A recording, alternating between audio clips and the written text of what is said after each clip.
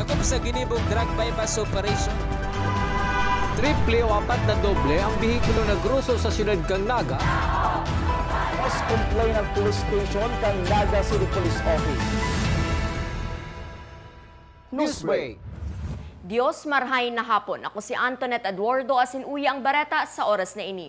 Pirang aldaw na sana ang natatada bago ang pagbubukas kan klase. Dai pa naaabot kan DepEd Naga ang target na bilang kan mga estudyante na dapat maka-enroll ngunya na school year. Ang detalye sa report ni Melvin Machado.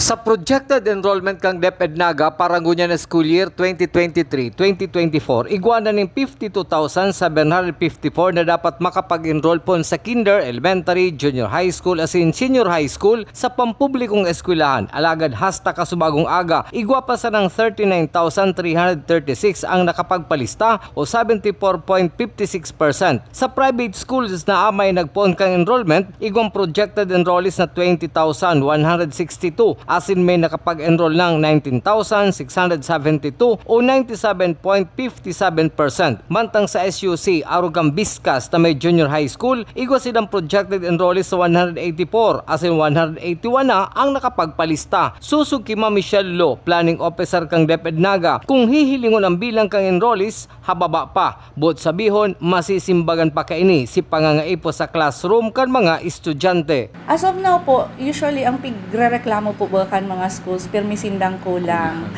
Mayo kan po baga, every year yan ang issue kan school, kulang sa classroom, kulang sa teachers, kulang sa mga facilities. Yes, so as of now po, kino-compute me si actual po na needs kan school kasi nagdedepende po yan sa enrollees. Pero kung i-compare ta po sa last school, kung mahiling ta po ining figures, sa public pa lang po, hababa pa.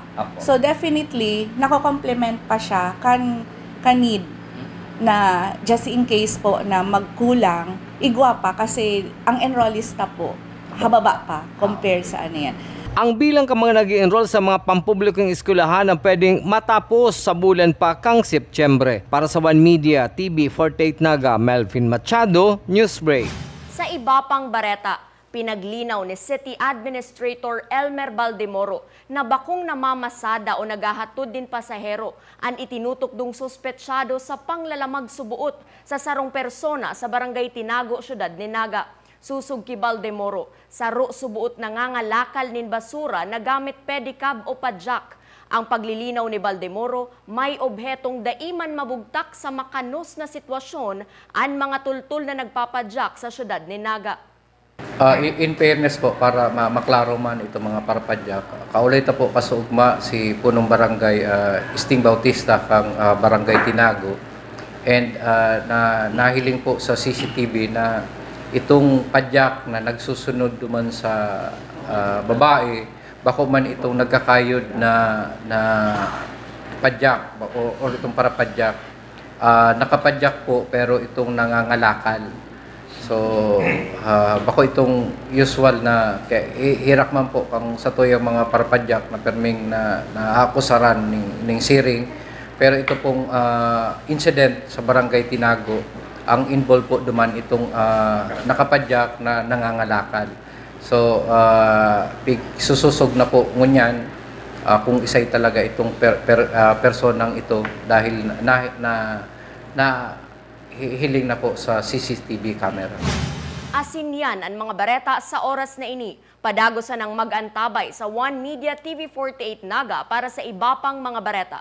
Ako si Antoinette Eduardo. Diyos mabalos kan sa indong pag-antabay. Dakop sa ginibong drug bypass operation. Triple o apat na doble ang bihikulo na gruso sa siyudad kang Naga. Mas complain ang police station kang Naga City Police Office. Newsbreak.